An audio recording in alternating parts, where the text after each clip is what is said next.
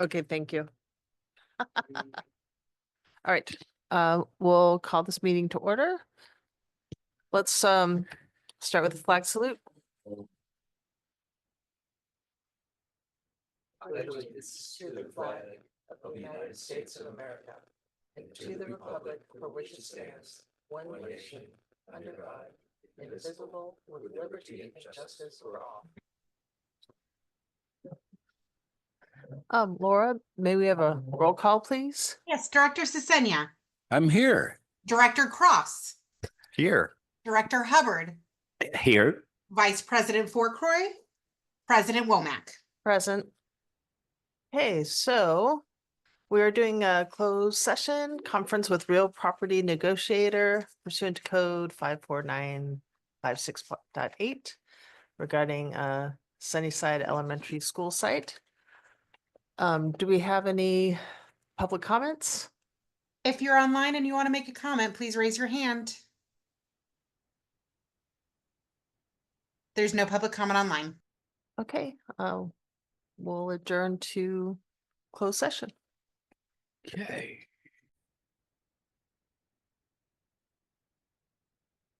Okay, so we'll reconvene after closed session and can we have our lawyer report out? Chris, since Or this do we- is technically a separate meeting, we need to do roll call again. Oh, okay, thank you. Perfect. Let's do roll call then. Director Sisenya, Here. Director Cross, Here. Director Hubbard, Present. Vice President Fourcroy, President Womack. Present. Okay. Now we'll report out. There we go. Thank you, Chair. Prior to the meeting this evening, the board met in closed session with with regard to the one item on the posted agenda, a real property negotiations matter. All members were present with the exception of Director Fourcroy.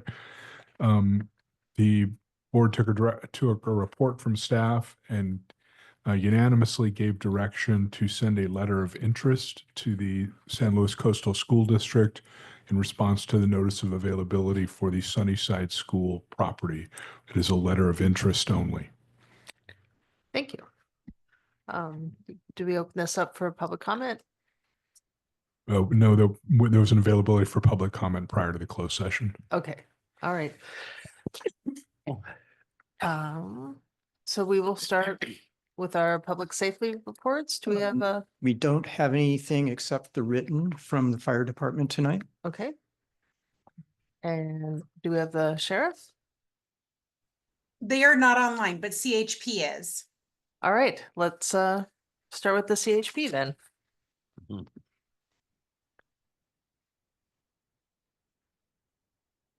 James, are you there? You just have to unmute yourself.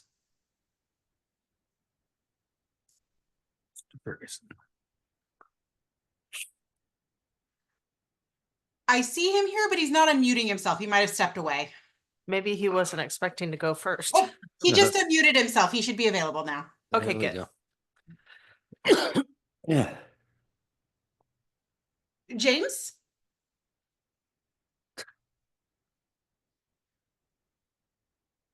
James, we can't hear you. I'm not sure if your microphone's on.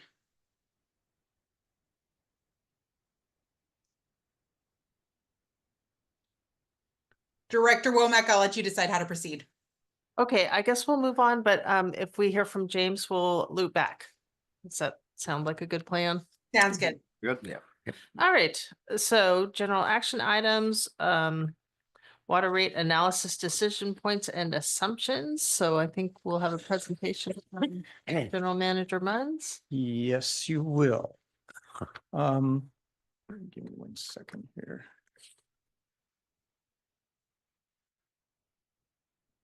Start off with a little bit of background.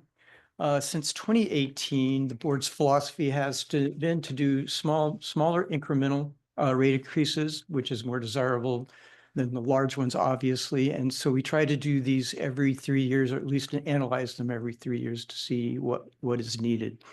The last one was approved on June 2nd, 2022 as a 3-year rate plan, with the final year of that rate increase on July 1st, 2024. What we'll do is consider these key points that I need to plug into the formulas to see where we're at in terms of rates. So the first big one, and this was probably the biggest one of the ones we'll discuss tonight, it's called net revenue. And this is basically what we use to determine how much capital money we have to put into reserves. So the term net revenue means revenue available after expenses, debt service, administration, and capital reserves are fully funded. And it can be used for a variety of things. And what, like I said, we use it as a way to fund our capital capital project plan.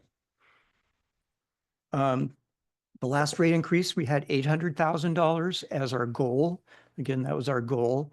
That past 3 years, it's been a little bit up and down. I'll show you a slide in a moment that shows the number of billing units that we've sold. So it's ranged from somewhere around $700,000 and at a low of about $400,000. And this is due to inflation, operational changes, staff salaries, and that 1 year of decreased water sales. We believe that it could be anywhere between 700,000 and 800,000, depending on what the board decides. Of course, the higher the level, the goal, of course, the increases will be higher. For instance, around the 800,000, some of the preliminary runs I've made in the model using just general assumptions at 800,000. First year would result in a rate increase between 6 and 7%. And down at the other end at 700,000, you're probably down 4 to 5% that first year. So let's pause there and talk a little bit about that before we go on to the next assumption. What strikes me is that 1 year we came in half of our target. Well, let me, Was that the drought, extreme drought year? yes. Now this is one Wet- we'll talk about no, that would have been in terms of sales. Wet year. It was the But- wet year, yeah. yes. This was the big gusher. And so our goal from the last rate increase was 210,000 units. So you can see in 2021, that was the first year we almost hit it. The next year, we didn't even come close. And then last fiscal year, we actually was a little bit higher, but I'll get into that a little bit more of the reasons behind that. But that's what was driving the fluctuation. Well, this doesn't look like that big a fluctuation when you put dollars in it. You Right. know, because I mean, okay. Yeah. Okay. So the way we've been able to keep our CIP going is grants. It looks like some timely Well, grants. I think it's also an indication of, grants have been a tremendous help, obviously, but it's also an indication of how our capacity to push projects along and out. As we've seen, the program Seawell has taken 5 years. Yeah. And so that's a $3 million project that's just kind of been moving along, plodding Okay. along. And other projects have been similar. It's rare, except for like maybe a well rehab project or, some of the, other smaller projects that we can finish in a year. Usually they're multi-year. And so our cash flow, our monthly cash flow has been able to keep up with that. And it has been supplemented by grant funding the last few years.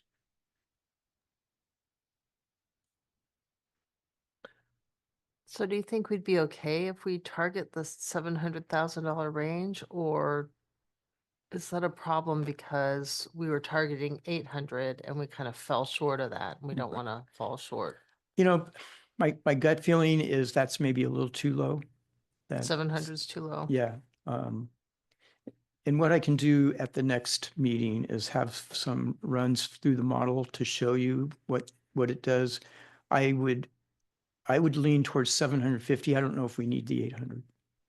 Okay, thank But you. you said 700 is about a 4%. 4 to Increase, 5. 4 It to 5. depends because there's the other thing we're going to talk about, base fee Okay. and inflation rate and some of these, but it's somewhere in there. Well, from- that's where I was going, is inflation, trying to always match that magic Yeah. number that's out there. Okay, thank you. So what I would suggest, I will show you more at our next meeting, that maybe I focus in at the $750,000 level. Okay. And then we can see how the other decisions fold in, and then I can actually show you numbers at our next meeting. I may have them in time for UAC. In fact, I'll probably will, so we'll get a good preview there. The next one is interesting, the Zone A property tax. Part of the discussion during the last rate analysis, we talked about eliminating it, not having any contribution from Zone A. We ended up using $50,000 for each of the 3 years. The main discussion around that was that the CSD has been taking the lead on certain projects like the Intertie project, some BMC type projects, that it was justifiable that we're going to help the entire basin, not just our water service area. So that's where the 50,000, we landed with the 50,000 for the last 3 years. The revenue for this, just for reference point, is about $317,000. But it's open for discussion. FAC did recommend continuing the Zone A contribution. They didn't necessarily say what number, but $50,000 was on the table when I was discussing that with them. Any thoughts on that? Yeah, Chuck, any thoughts? I do like the fact that you've pointed out that we do take the lead on a lot of the basin issues, and our water customers shouldn't necessarily be paying for that because the whole basin benefits. Correct. So, because I did take the lead in trying to steer all the money away from this fund. It just didn't seem right. But given the fact that the last couple of years we have been taking the lead for a lot of the groundwater management issues and decisions, I'm okay with continuing the $50,000 to Fund 500. Any other comments? I like that. I mean, I think I that think it's our staff sound. does do a lot of work to benefit the whole community, so. Mhm. And we brought it down the level. Oh, yeah, of no, funding. that's, I I think think that's that's fair. And that still leaves us a healthy chunk to put other places. Anyone else? Okay, all right. Inflation rate. Last analysis plan, we used 4%. I did look up, there is actually a CPI for water, sewer, and trash. It's running around 3% this year. And this is definitely a wild card. Yeah, FAC did recommend the 3%. But again, this is something I could run scenarios on this one. I did do a couple. It really doesn't make a big difference, the 3 or the 4. no, okay. So it's really Yeah, whatever you, We like 3. The inflation has been coming down. If the economy crashes, it'll come way down. good point. Consensus there? Sure. What I can do is a run that shows the 4%. And you can see what the difference is. Yeah, that's fine. Yeah. I've been getting better at doing the scenarios. Okay, this was the units sold. These are in billing units, 100 cubic feet or 748 gallons. We used, like I said, 210,000 in the last rate analysis. We thought we'd done really good that first year, like I said, and then I was like, boy, we really missed it on 22, 23. But then the rebounded. But here's the interesting thing about the rebound is Los Osos Middle School used 12,000 units more than they had ever used historically. We're not sure why. Doing field rehabilitation.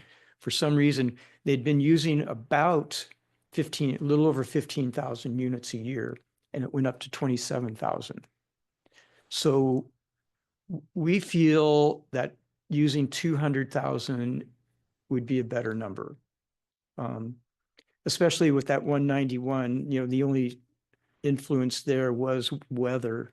And if and the school is on pace, Loams is on pace to use about 15,000 again this year. So though we reduced, and this is another thing that's going to influence the rates, because if you're predicting lower water sales, of course, you have to make that up Rates through higher, rates. right. So I just want to make that clear. But we want to be realistic, especially if we're going to think about going down to 750,000 as our goal. We need to make sure we're fine tuning the other assumptions to hit that. So the go ahead. school extra use, did it come in certain months? Or was I it believe just it was like consistently? all in the summer. Okay, Yeah. because I think they did redo like their field in the track area. That one is right now, has been happening right now. Well, they're doing a curb right now, but I Right. think they redid the grass Yeah, in the they've been pack. reseeding out there, yeah. So we haven't seen the impact of that yet. Because they are doing some field rehab right now. They do field rehab almost every year, and we're not exactly sure what happened. Hmm. But it was definitely, when I saw Alicia had run a report on their use for the last few years, and that was just unusually high. Yeah, that's interesting. I'm puzzled, I guess, how we came up with 200,000 when 3 of those 4 years were well over that. Well, I don't think 23, 24 is correct with that 12,000 units. You take 12,000 from the 211, it's like 200. Right. And then with that 191 was definitely influenced by weather, Mhm. And we could have wet years in the future, right? hopefully just not Okay. all at once. 2021, 21, 22. See, So if you add- 2021, that was COVID. So we knew that was high. Okay, okay. And so we dropped it down to the 210 and felt pretty good in 21, 22, but we were still coming out of COVID. So we're averaging like Okay. 209, 291, and 200, or 199. Right. It's like, and then averaging those threes around the 200. That's where that's coming from. I don't see any averaging numbers on there that comes to 200, but Well, I see, I it's like your Less the explanation. 12,000. Yeah, the 12,000, I understand that. And then the COVID Right. higher use then and stepping out of that. Right. That, It's been very unusual years. okay. So what we're looking at, Okay. COVID and then almost record rainfall. Okay.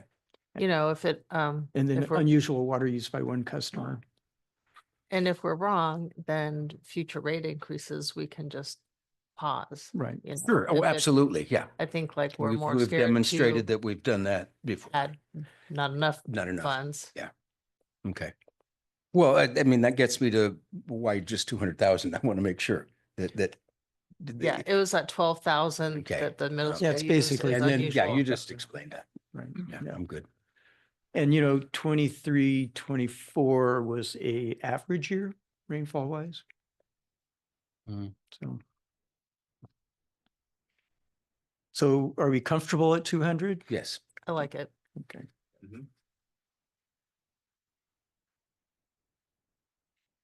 And let's see, where are we? Oh, yes, the base fee. Um, we have been for the last two rate plans been bumping the base fee up, basically because we understand a lot of our costs are fixed. And when our base fee was low, it made the variability of our rate increases. If you're going all from volume, you're could be susceptible to decreased water consumption like we saw during a rainy year. So the philosophy about raising the base fee was to get a little more rate stability by having it higher. So as you can see, we started bumping it up. It was fairly low before 21, 22. It was, I want to say around $55 or $60. So we've done some significant increases. So right now we're at $75. And I just did note in this that, the higher the base fee, you do impact the low water using customers, which typically tend to be, 1 or 2 person households. So it does cause a burden, but at the same time, this is really to look at our fixed costs, and they should be paying a fair share of the fixed costs as well. So that's the philosophical thing we have to decide on tonight. If we wanted to increase it, we were thinking that we could step it up because really, if you're going to raise it from 75 to really make a difference in revenue, it does eventually need to get up to around $80. And FAC talked about this for a little bit and thought this would be a good idea in terms of creating a bigger or a better base, revenue base. Again, I can run scenarios on keeping it at $75 or doing the increases to show impact. Because at the end of the day, you're going to get to this same revenue. Yeah, Goal. by the rates or by the monthly. But Yeah. my initial runs, I've got to figure it out. It didn't make sense on the percentage increases. So that one on my side needs a little more work. But I don't know, what's your feel in terms of keeping the base fee up with what we need is for base revenue, or do we try to keep the base fee steady to help the lower water using customer? Do we have a assistance program, a utility assistance program? Not for water. Okay. We can't really use Okay. rates Okay. for low income assistance. That's Must be something the we- only utility that doesn't have some kind of, Well, we're able to do that with trash. Remember, we got a Right. low income, and that was because the hauler, Waste Connections, was going to absorb that as part of their rate increase. I'm fine with increasing it. It just seems like a little bit over time. yeah, there is a certain basic cost to belonging to the system. Well, and as we were just talking about, our costs do go up. And they have lately. Any other input?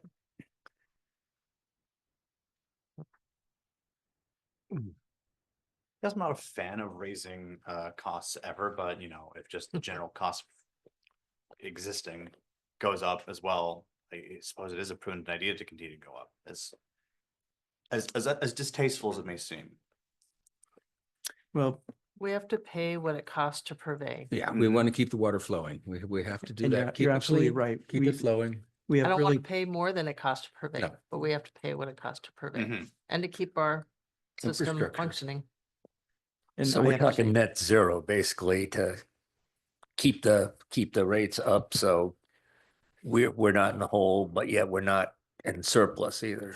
Right, and that's where we can always pause the rate increases, and we did that 1 year, few years back. We And we'd be recognized that we More were, than happy to do it again if Mhm. facts warrant that. and I was gonna say this board has taken rate increases, whatever they are, very, very seriously, so.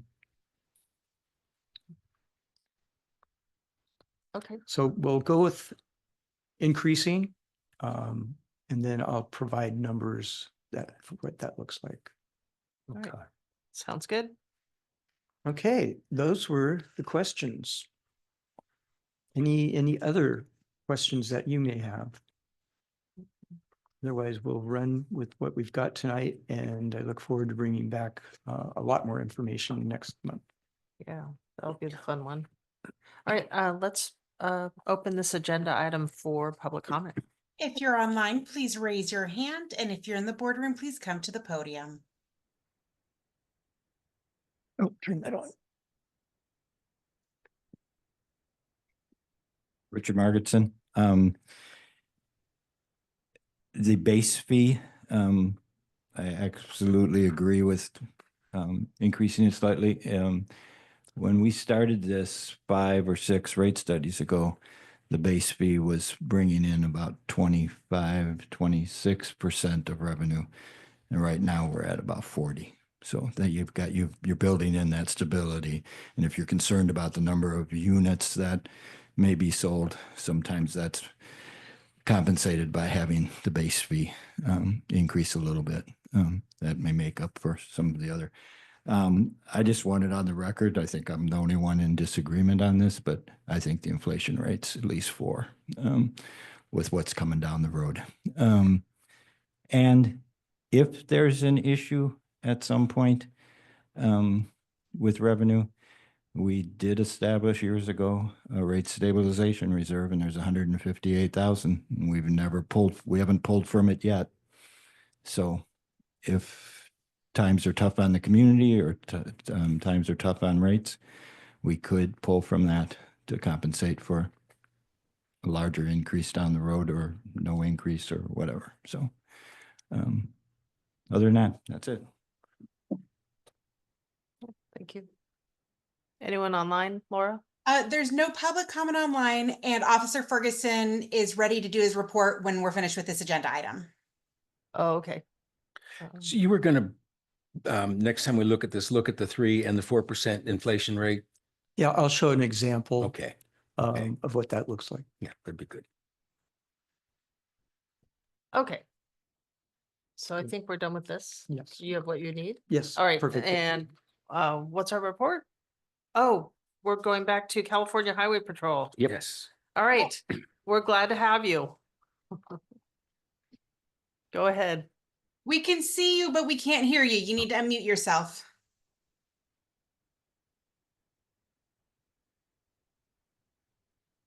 Deja vu all over again. Oh, we had it working a minute ago too. I feel like I heard some static. It's happened to me at Caps Low, no, LoCac the other day. But never could get Zoom working. Hmm. Not the camera anyway. Okay, right, you just unmuted yourself. Are you there, Officer Ferguson? Yes.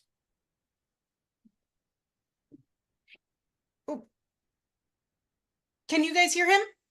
No. Nope.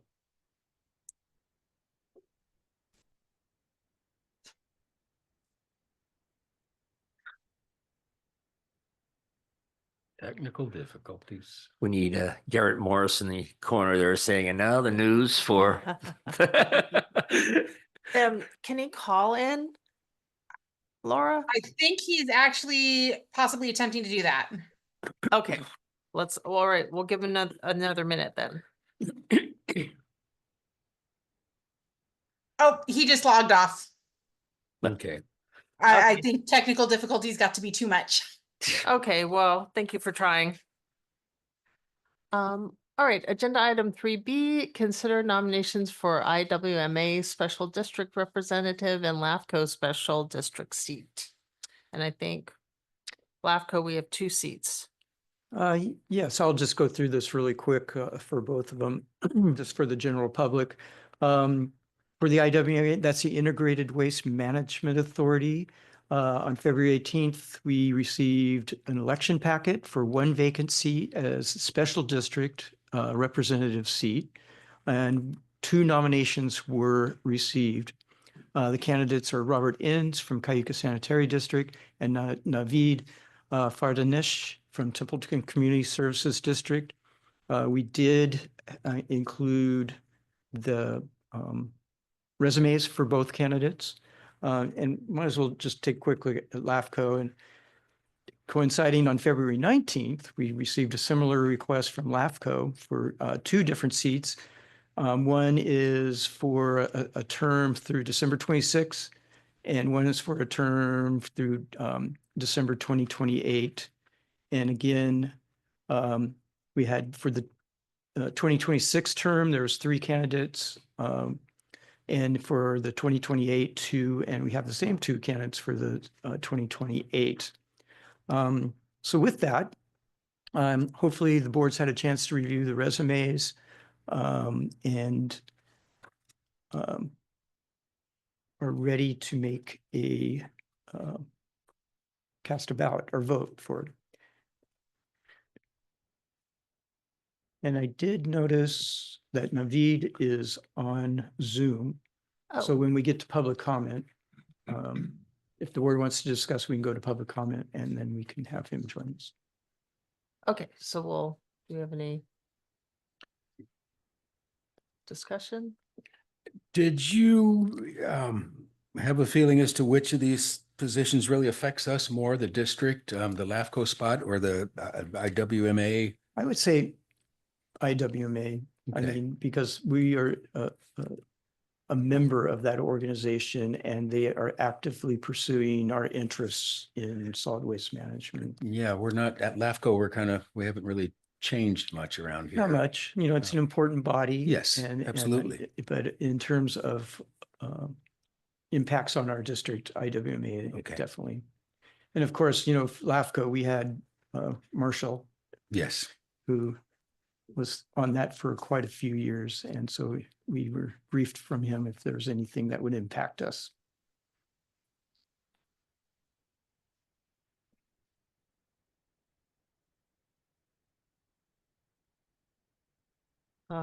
Any discussion or do you guys want to hear from? Public comment? Public comment. Okay, Yes. let's open this up for public comment then. If you're online, please raise your hand. And if you're in the boardroom, please come to the podium. All right, Naveed, you just have to unmute yourself. Oh, can you hear me? We Yes, can. we can. Woo. Yay. Yay. Okay, wonderful. Thank you. Thank you, board president and board members for having me, giving me this opportunity to speak with you tonight. I'm not sure, would you like me to talk about the LAFCO position first or the IWMA? Oh, Either one, I yeah, suppose. go ahead and go IWMA first, I guess. Okay, great. Well, again, thank you. So as you see on my resume and letter of interest, I'm on Templeton Community Services District Board of Directors. I'm just starting my third term, and I am the chair for that board. I have been on the solid waste or the refuse committee for Templeton for many years. And I have attended the IWMA annual meetings the last 2 years. Those two meetings were very informative. And there was discussions about the legislations that's coming down the pipeline, as well as the educational programs that the county has. And with that, and through my Templeton district experience, I'm familiar with all the facilities in the county, how the recycling programs work, and many other services that we provide. Also, with the Templeton, just recently, we changed our service provider. So I was involved with the contract negotiations, as well as through residents input, learn about what the concerns of residents are. So I learned a lot from that, as well as what the waste haulers what their challenges are as well. So and the reason I want to be part of the IWMA board is that I just feel like we need to have a little bit of communication with the special districts. Obviously, with this position is only voice that we have on IWMA. So I want to be able to communicate with you the needs or what's coming down the pipeline, as well as take your questions or your needs to the board, to IWMA board. And finally, with the IWMA, I want to make sure that we look at the budget carefully to make sure that the rates are fair, the rates that the IWMA will be charging us are, it's fair, because that's how we could keep the rates lower for our ratepayers.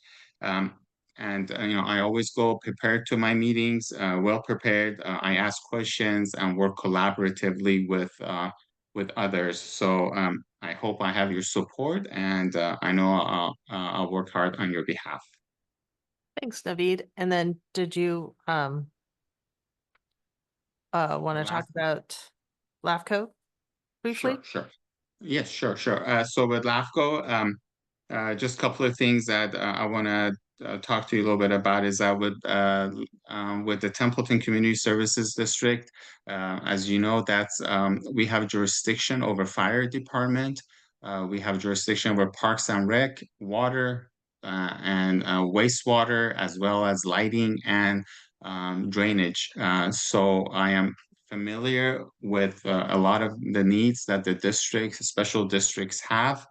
I know where the challenges are. We go through the same things, making the same decisions as your body does. I'm also on the Atascadero Basin GSA, so I'm familiar with the water issues and all the state requirements that we have. Um, Previously, I have been on Planning Commission. I have been on Planning Commission for many years, for about 6 years. Again, I'm familiar with the power for the planning and developing both residential and commercial developments. Again, my goal with LAFCO, being on LAFCO, is again communicate better with special districts. We in Templeton never really got much communication, so that was always challenging. We didn't know what LAFCO was doing, so I always had to find out, do my own research on that. So what I like to do as well with that is reach out to the districts and again ask for their feedback and bring that to the board and work on be a strong advocate on your behalf and your residents. And again, thank you for this opportunity for letting me speak tonight. Thanks for coming to speak with us, David. Yes. Appreciate it. Thank you. There is no other public comment online. Okay, I think we have at least one more on the board. Richard Margetson, that was refreshing. Listening to a public servant tell us that they go to the meetings prepared, that they do go to the auxiliary meetings to become more informed and have the community's best interest in mind at all times. I say, if I were on the board, I'd be nominating him for both and hope he gets one of them. I mean, I think that was a pretty strong presentation. I was pretty impressed. Thank you. Okay, I'll bring it back to committee. So how do we want to vote on this? Well, we've got motions here, and they're in your packet as well, where you can, for LAFCO, there are two, and just for your information, the incumbent on the 2026 term is Ed Ebby from Napomo. So you'd have to go off resumes for that one. But I would suggest either you can go motion one or motion two, but if you want to get consensus before. That's what I was thinking. Yeah, just for maybe seat start with before we- LAFCO and the names and get consensus and then make a motion. Yeah, that'd probably be the best way to go because we got, same people on two different Okay, positions there. So it's probably a good idea just to get all our proverbial ducks in a row and then go from there. all right, sounds good. Let's start in order of the packet then. Okay. So the first is the IWMA. And the choices are Robert Enns or Naveed Fardanesh. Hope I pronounced that correctly. Do we want to go? I'm fine with voting for Naveed. I am too, more than fine with it. For Naveed, Mhm. yeah, I'm that's excited. that's where I was Yes, going. absolutely. Okay, so we have consensus there. Yep. How about Okay. LAFCO? I see the motions are in a different order. Okay, let's do LAFCO, the seat ending December 2026. I'm fine with Ed Eby. Yeah, my impressions have always been fair. Not that I hang out a lot at LAFCO, but the impressions that I have seem like he's doing a fair job. What does the rest of the board think? I have very little opinion. His resume looked good, and Mhm. I'm not unhappy with his position as incumbent. Okay, But as for the position ending in 2028, I'm again very excited to vote for Naveed. I would agree with that. me as well. I'd say, yeah, Ed has the experience there, so. Okay, so Okay. let's start with the motions.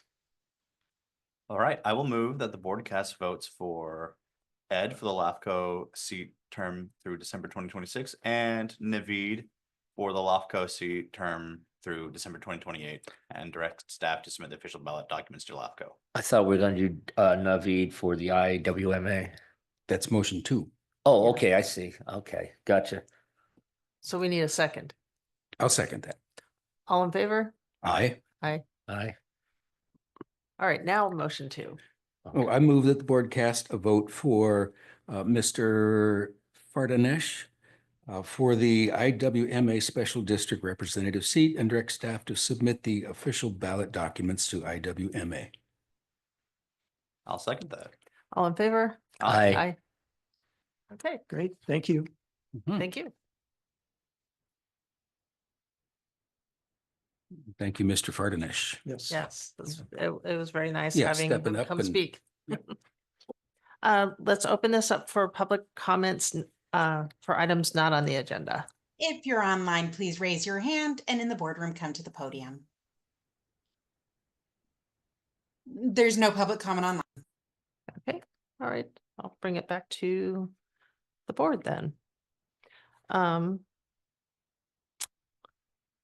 Administrative and committee reports. Do we want utilities or? I know it says I written usually only. just do, if there's something that I want to bring to your attention, I usually say something on that. Otherwise, it's written. I did want to talk in my updates on the towards the end of that report. We continue to experience delays with the program Seawell project because of PG&E. We thought we'd be on their schedule or know about their schedule by tomorrow. We haven't heard anything from them. So our contractor has been contacting them regularly. So we're end of April, maybe even to May now because of the delay. SCADA project, 50% design is being reviewed by all of us. And we're going to probably have our first workshop next week on that. So we're making good progress on that. Our new groundwater monitoring wells are complete. So they're ready to be used in our sampling regimen. Work on the FEMA and Cal OES applications is complete. I'm just waiting for feedback. So it's kind of a wait and see. And here's one, I was hoping to have this on our agenda for approval tonight as the 10th Street rehabilitation project on the tank. We kind of got a late recommendation from our dive inspector that we needed to add some work to that. So we weren't prepared to have it on for tonight. So it'll have to wait till April, unfortunately. And we were hoping to get that one underway, but we'll get that done hopefully before summer. Thank you. Any questions? I see it says LoCac verbal report, but I did see a written report. Yes. Somewhere here. I guess the key things, well, a lot of talk about Sunnyside, of course. Both from LoCac and from Blake Fixler from Supervisor Gibson's office. Everybody wants to work together. We know that. So basically March 22nd at the Sunnyside School Auditorium from 3 to 5, there will be an informational meeting to kick off the next year of community involvement about what that'll be. Let's see, Mason Denning from County Planning gave updates on 3 potential code violations and the corresponding compliance efforts. And then you got a lot of questions about 2 building permits that have been referred to LoCac. And basically what LoCac is trying to understand is when in the process they will be called upon to do reviews. You get an entitlement, I guess, which allows you to file a building application. Then you go for the allocations, which are the growth management ordinance requirements, Title 19, HCP. And these have been coming through to LoCac at the entitlement stage, and they're wondering how much time do they put in? How likely is this to happen? How many of these are we going to see? And one thing we did hear from the county is based on allocations that are potentially available, they didn't think we'd see more than about 8 processed this year. And so, yeah, and a lot of this comes about when somebody at the top of the list, the waiting list isn't ready, and somebody further down wants to be ready. So they start the process a little bit sooner, and how is that going to be managed? And it's a lengthy discussion, a good one. Let's see, I touched on the groundwater, the water issues that you hear. The one thing that I got questioned about when I mentioned that the Intertie project funding was on hold because of federal funding issues. I was questioned about whether or not that would change anything about the county planning process and the building that might be going on. And I reassured them no, that that was always seen as supplemental extra water if we could get it, and that none of the planning and building documents and process was dependent upon that intertie being a part of any scenario. So that was about it at LOCAC. Thank you. Thanks for your report. Parks and Rec, did we have a Parks and Rec? Can you report on it? We did have a Parks and Rec. Thank you for reminding me. And Matthew's not here. Yeah. That's why I'm looking to you. It's pretty much along the sunny side. It was, we only discussed sunny side, the whole situation. Parks and Rec hadn't met in quite a while because we'd been doing the LOCAC effort on meeting with stakeholder groups and providing Parks and Rec just written updates instead of meetings. So generally it was about our progress, the board decision to move forward with Wallace Group and pursuing, the letter of interest and that we reported on tonight. So basically that was the conversation, and they definitely were going to have a meeting on, I believe, is it March 18th, Laura? Yes, March 18th. March 18th. So we're going to start having them more regularly, Parks and Recs meeting, to keep them Sounds up like a to good date. idea. Yeah. All right, great. Thank you.